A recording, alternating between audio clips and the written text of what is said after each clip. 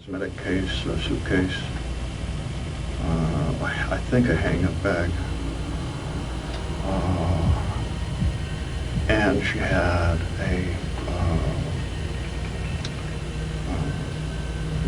a sleeping bag, okay, which was going to be a present for one of her little cousins. He always liked to go out to the backyard, and, you know, play camp. He had a little hut and things like that. So she So had she a was sleeping bag. She had the sleeping bag. Now I had rolled it, some bitch, up tight. That's an odd combination to carry, but it was going to be a present for Paco. What color was the sleeping bag? Blue on the outside, like I said, there's a light color on the inside. I think, yeah. Oh man, you're testing my memory.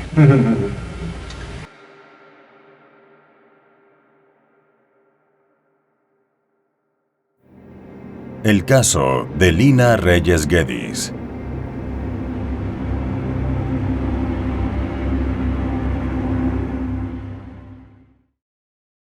Hola a todos.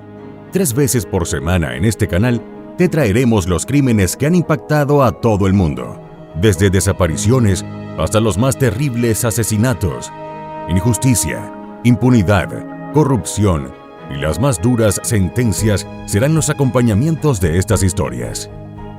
Antes de comenzar con el relato, te pido que te suscribas y actives la campanita con todas las notificaciones. Tampoco olvides dejar tu like, ya que de esa manera podré seguir creando contenido. Sin nada más que decir, analicemos juntos todos los detalles de esta historia criminal. Edward Geddes nació el 24 de agosto de 1935 en la ciudad de Río de Janeiro, en Brasil, por cuestiones del destino, puesto que sus padres eran estadounidenses. Fue el segundo hijo del matrimonio entre Grant Geddes y Frances Tapley, quienes anteriormente habían recibido a otro niño, John Geddes. Aunque no se dispone de datos concretos sobre la infancia de Edward, es sabido que su familia se estableció en Brasil debido a que Grant fue destinado a cumplir servicio en esa nación suramericana en una misión de la Armada de los Estados Unidos.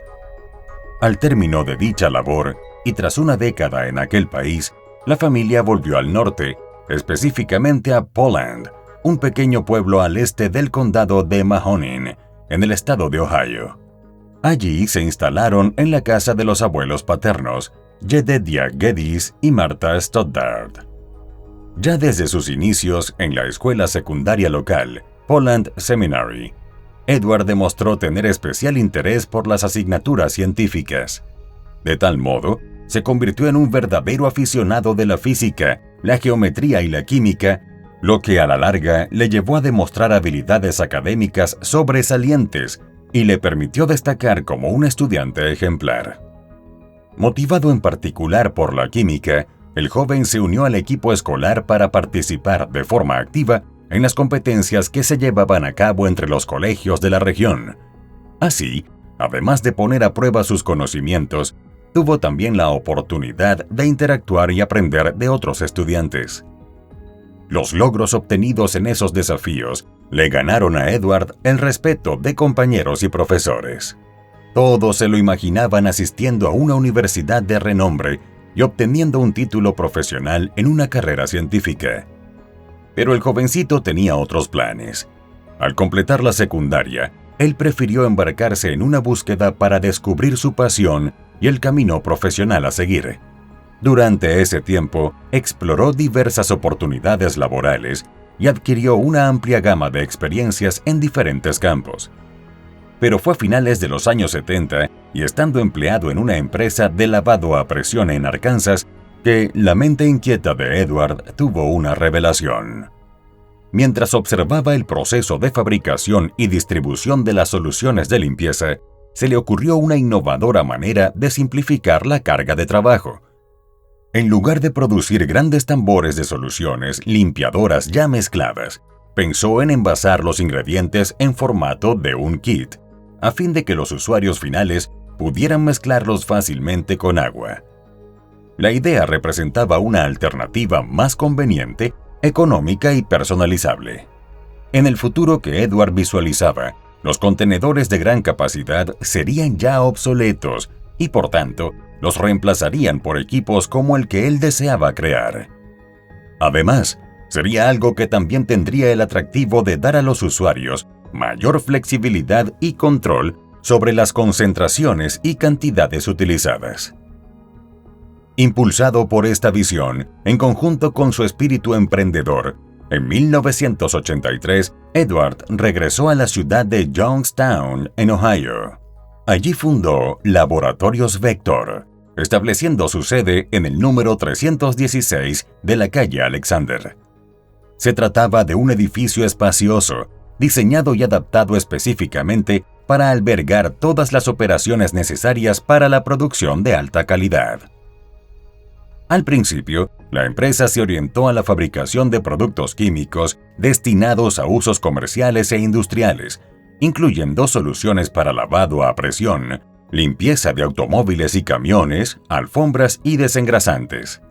Con el paso del tiempo, el enfoque en la calidad, la eficiencia y la visión de Edward posicionaron al laboratorio como un referente en la industria, tal y como atestiguaban su sólida reputación y la confianza de los clientes.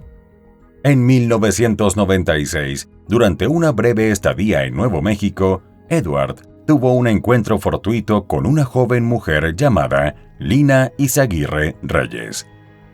Lina había nacido el 26 de agosto de 1960 en el seno de un humilde hogar mexicano, en un pequeño pueblo del municipio San Luis Potosí. Aunque los nombres de sus padres no trascendieron, sí se conoció la identidad de su hermana menor, Lucero Reyes. Dueña de un espíritu creativo y apasionada por la danza, durante años Lina se había dedicado al ballet, convirtiéndose en una destacada intérprete y para 1996 era ya una bailarina consumada. Tenía también una mente brillante, por lo que a la par de su carrera en el ballet, con notable esfuerzo, obtuvo también un título en negocios internacionales, con especialización en importación y exportación. Esos éxitos, en suma, hacían que la familia de Lina se sintiera profundamente orgullosa de ella, y en el caso de Lucero, su hermana era, sin dudas, el ejemplo a seguir. El deslumbramiento entre Edward y Lina fue inmediato y mutuo, tanto que la diferencia de edad, de aproximadamente 25 años, no fue en lo absoluto impedimento para enamorarse el uno del otro. Tras 7 meses de noviazgo, ambos quisieron dar el siguiente paso en la relación, por lo que contrajeron matrimonio. Establecerse junto a su esposo en Youngstown, calculó Lina, podría servirle de puente para alcanzar nuevas oportunidades. En tanto, a él le permitía seguir de cerca los vaivenes de su empresa. Pronto ella obtuvo un empleo estable.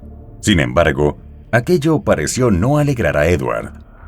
Antes amoroso y espléndido, a partir de ese momento, su actitud cambió tan radicalmente que a ella le resultaba irreconocible. El hombre pretendía controlar cada aspecto de la vida de su esposa. Aunque siempre fue una persona segura de sí misma y acostumbrada a su condición de mujer independiente, Lina no pudo menos que experimentar preocupación. De repente, se veía en medio de una relación problemática, por decirlo menos, sobre todo si consideraba el repentino temperamento altanero y manipulador que había aflorado en Edward. A modo de desahogo, Lina les hizo saber a sus familiares y a ciertos colegas allegados cuán frustrada le hacía sentir todo aquello. Incluso les planteó su deseo de buscar una vida diferente, lejos de la relación con Edward. Deseaba algo más acorde con sus sueños y aspiraciones.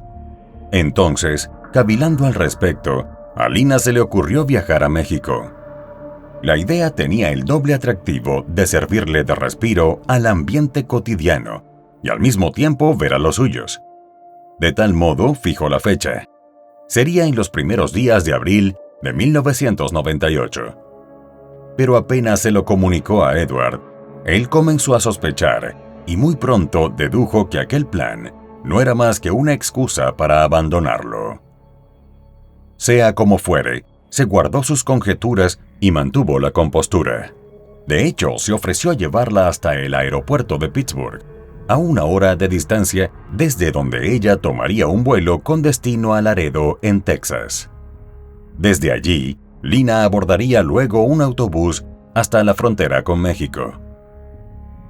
El 8 de abril, mientras terminaba de empacar, Lina no paraba de fantasear con el instante en que por fin estuviese junto a sus seres queridos. En especial sentía una dicha extraordinaria por volver a abrazar a su padre y a su madre. Perdida en esas ensoñaciones, se deleitaba también con el hecho de llevarle regalos, nada demasiado lujoso, pero sí significativo, como el saco de dormir que había comprado para una de sus primas, a quien le encantaba jugar a acampar afuera de la casa. En tanto, Edward aparentaba estar tranquilo. Incluso se mostraba afectuoso. Hasta que, en un descuido de ella, sigilosamente se acercó y con un arma de fuego la emboscó por la espalda y accionó el gatillo. En cuestión de segundos, Lina cayó ya sin vida. Posteriormente, Edward transportó el cuerpo y el equipaje de Lina hasta su planta química. Una vez allí, se aseguró primero de cortar la yema de cada dedo.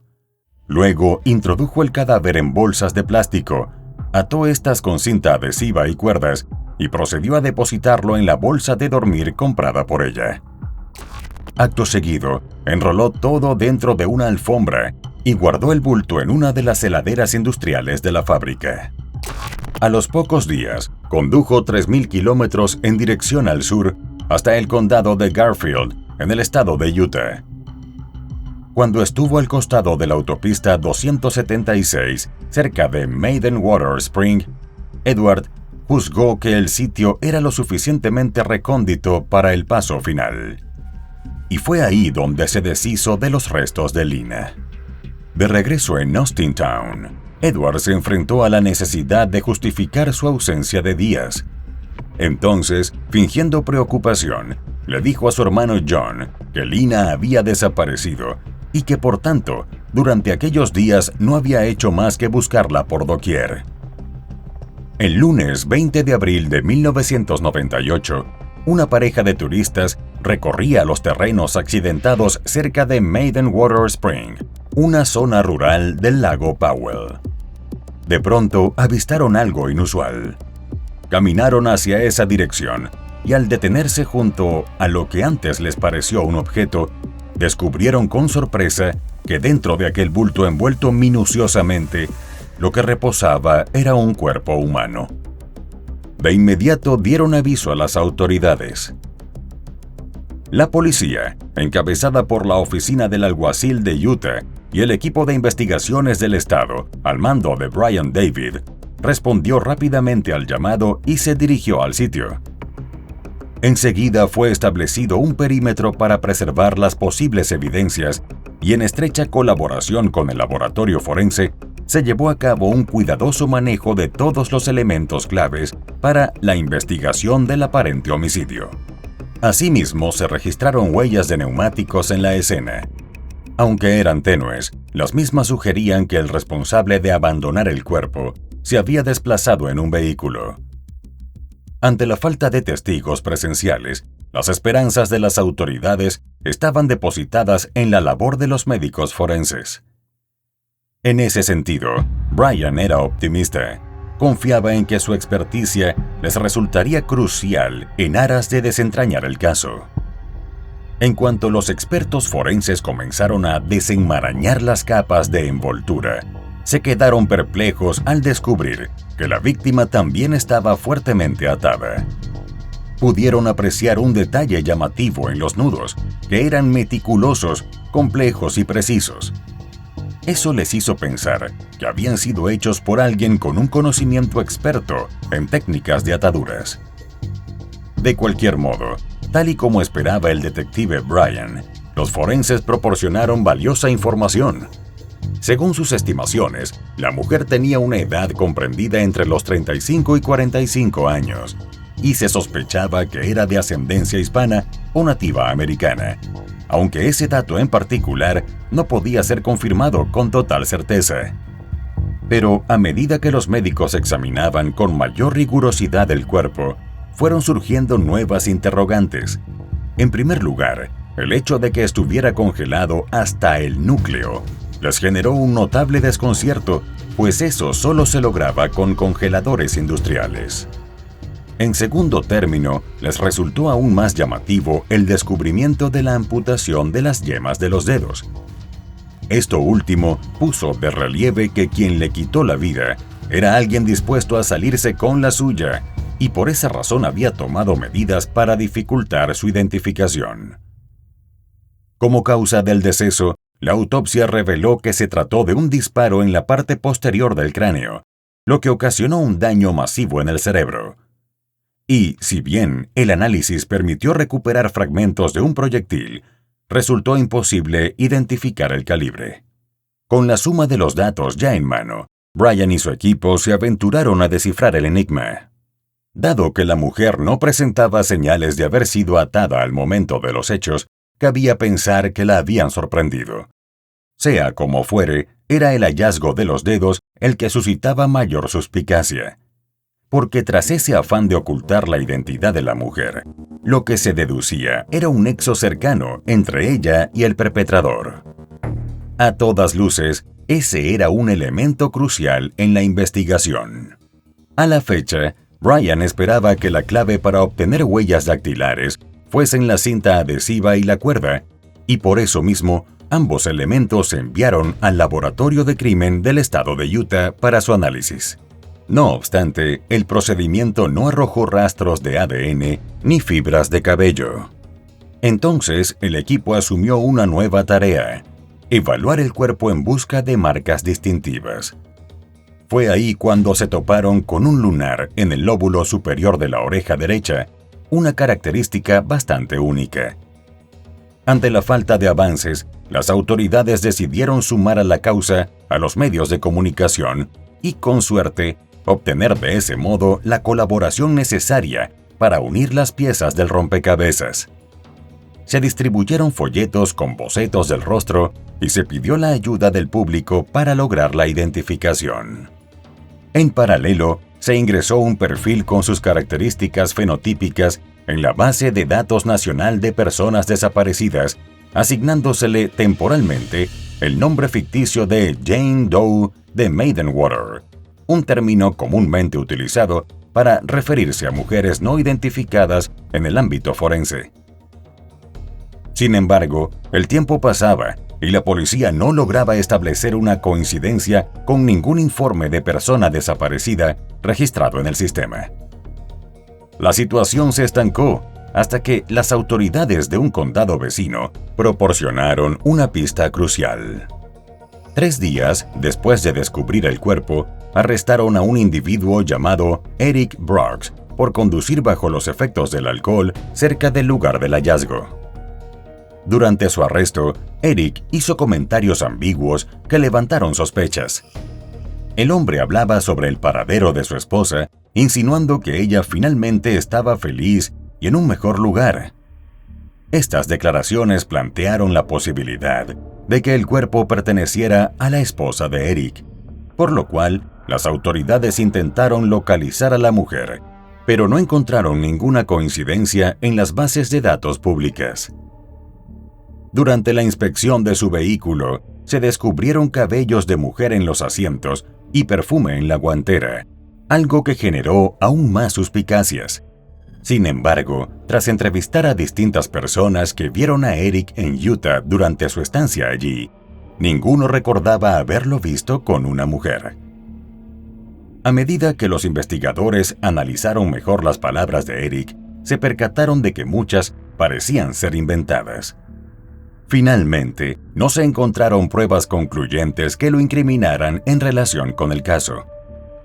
La falta de evidencia sólida impidió presentar cargos en su contra, lo que dejó a los investigadores en el punto de partida nuevamente. El extraño comportamiento de Eric y sus mentiras únicamente habían logrado desviar la trayectoria de los investigadores. Entretanto, extrañados con el hecho de que nunca llegó a México, los miembros de la familia de Lina se comunicaron con la policía de Youngstown. En esa dependencia, solo el detective José Morales hablaba español, y por tanto fue él quien se encargó de tomar la denuncia y posteriormente clasificar a Lina como persona desaparecida. Pero, por increíble que parezca, nada sucedió a partir del registro de la desaparición. De hecho, fue como si nadie hubiera llamado. Siguió pasando el tiempo, y en septiembre de 1998 fue cuando Edward finalmente denunció ante las autoridades la desaparición de su esposa. Al mes siguiente, se le convocó a un interrogatorio que estuvo a cargo del detective José. Durante el encuentro, Edward relató que dejó a Lina en el aeropuerto y que en ese momento ella llevaba consigo una maleta, un estuche de cosméticos y un saco de dormir azul para un familiar. Cosmetic case, a suitcase, I think a hang-up bag. And she had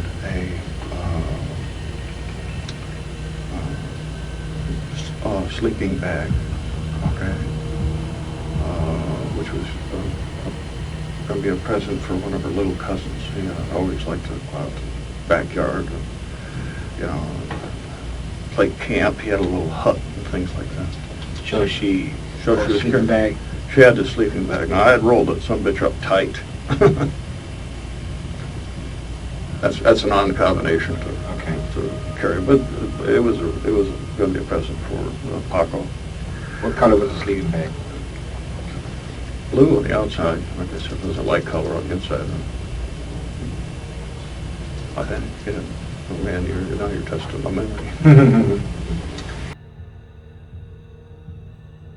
Sereno, sosteniendo una taza de café, Edward afirmó que aquella fue la última vez que vio a su esposa antes de despedirse con un beso.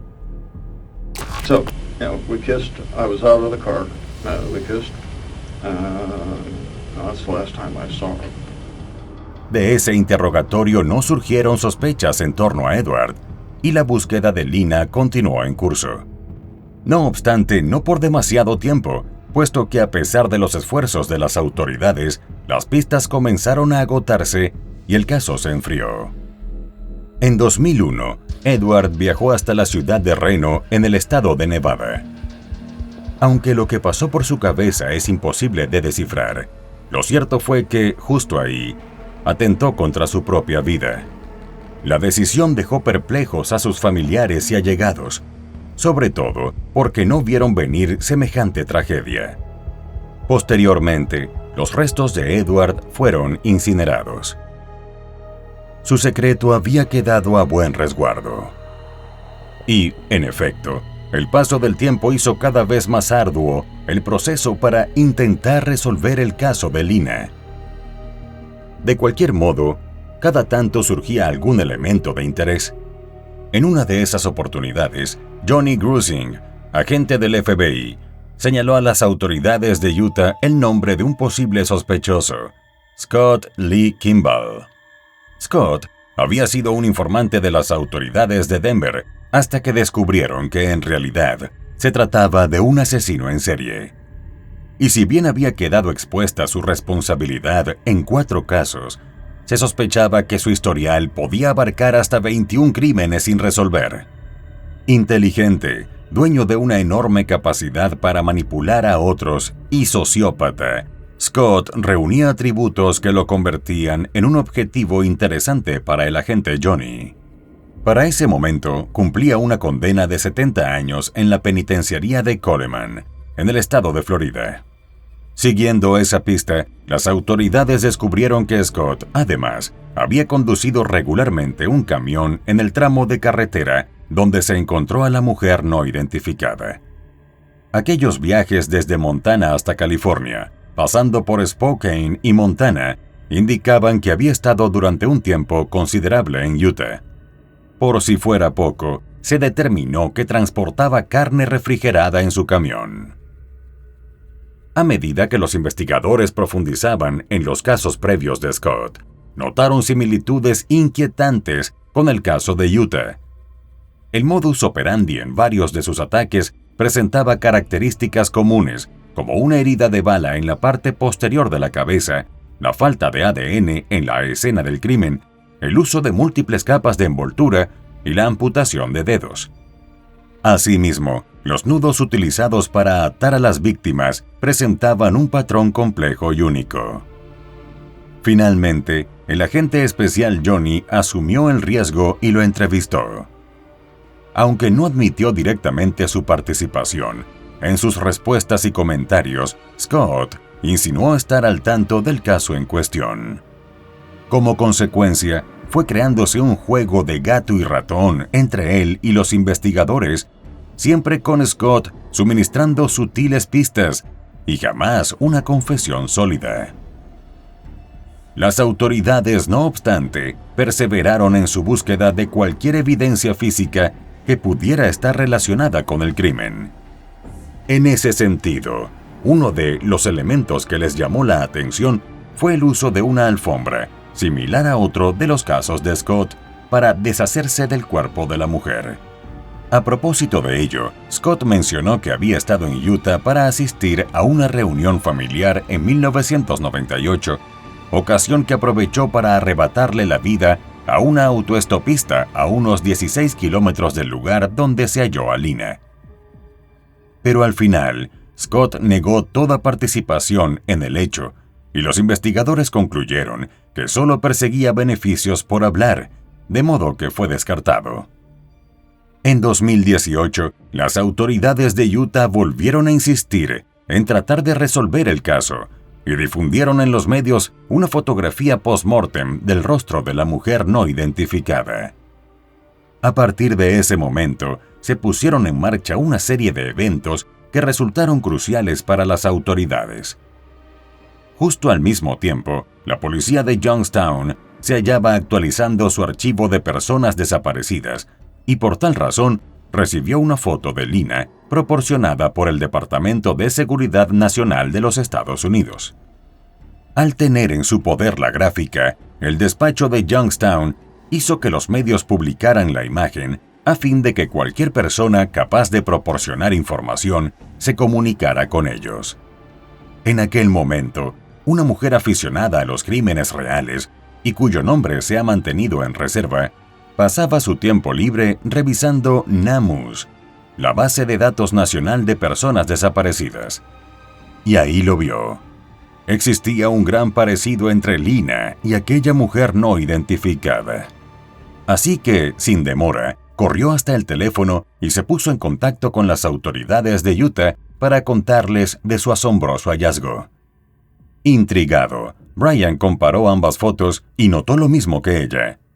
Luego se quedó en una pieza al comprobar el detalle del lunar en la parte superior derecha de la oreja de ambas imágenes. De repente sintió que aquella era la respuesta. Sin embargo, probarlo no era una tarea sencilla, dado el fallecimiento de Edward y la lejanía de su familia en México. Era necesario hacer una serie de gestiones e involucrar a mucha gente, pero Brian estaba dispuesto. Lo que siguió entonces fue comunicarse con el consulado mexicano para obtener información y, en última instancia, recopilar una muestra de ADN de la familia para confirmar realmente la identidad. Las gestiones del consulado por contactar a los miembros de la familia de Lina fueron todas en vano. No obstante, unos días después, Brian recibió una llamada telefónica inesperada. Del otro lado de la línea estaba Lucero. Para Lucero, aquella significaba quizás la última y única oportunidad de darle un cierre a la extraña desaparición de su hermana, por lo que viajó desde San Luis de Potosí hasta el consulado de Estados Unidos en Monterrey en compañía de su hijo. Ya allí, a ambos se les tomaron pruebas de ADN. A los pocos días, los resultados confirmaron el vínculo entre Lucero y Lina. La noticia de identificación oficial de Lina fue recibida con enorme emoción en las distintas fuerzas. Ahora, con el nombre establecido, lo siguiente era resolver, de una vez por todas, las extrañas circunstancias tras su deceso. Así las cosas, volvieron sobre los pasos de aquella antigua entrevista hecha a Edward, y en la grabación fue hallada una pista significativa que lo contradecía. No existían registros de que Lina hubiese comprado un boleto de avión a Texas. Por otra parte, estaba su referencia al saco de dormir, pronunciada no sin cierto énfasis. Todo comenzaba a encajar. En busca de pruebas concretas, Brian acudió a Kathy McKay, analista forense de vasta experiencia. Kathy compartió con él información sobre una nueva y más agresiva tecnología forense de recolección de ADN, llamada Sistema MBAC. Se trata de una especie de aspiradora húmeda que extrae el ADN de los elementos más porosos. A sabiendas de que era necesaria la experticia de alguien familiarizado con dicho sistema, Brian se puso en contacto con Francine Bardowell, una investigadora criminalística senior del Departamento de Policía de West Jordan, también conocida por su manejo del MBAC.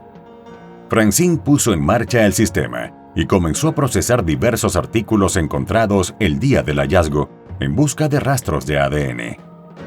Justo entonces, la cuerda usada para atar a Lina arrojó resultados sumamente prometedores. Luego, Brian gestionó el envío de los filtros MBAC para su correspondiente estudio en Pure Gold Forensics, un laboratorio de alta tecnología especializado en análisis de ADN ubicado en Redlands, California.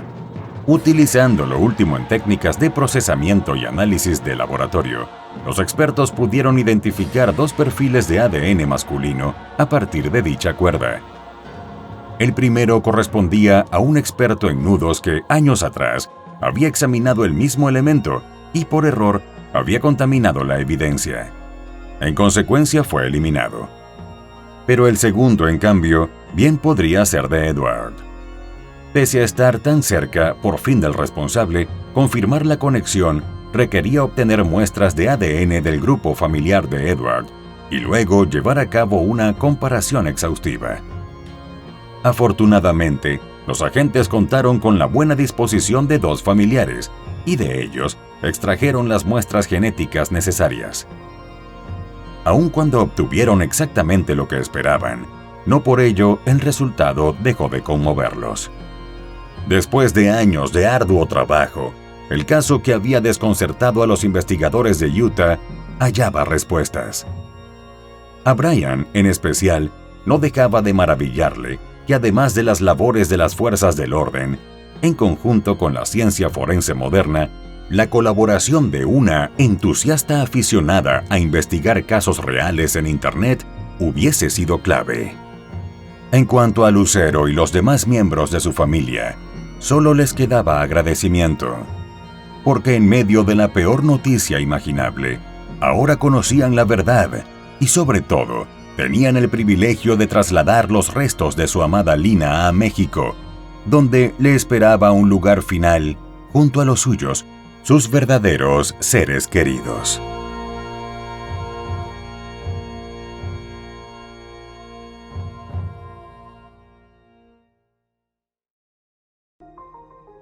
Y bueno, querido espectador, aquí termina la historia criminal del día de hoy.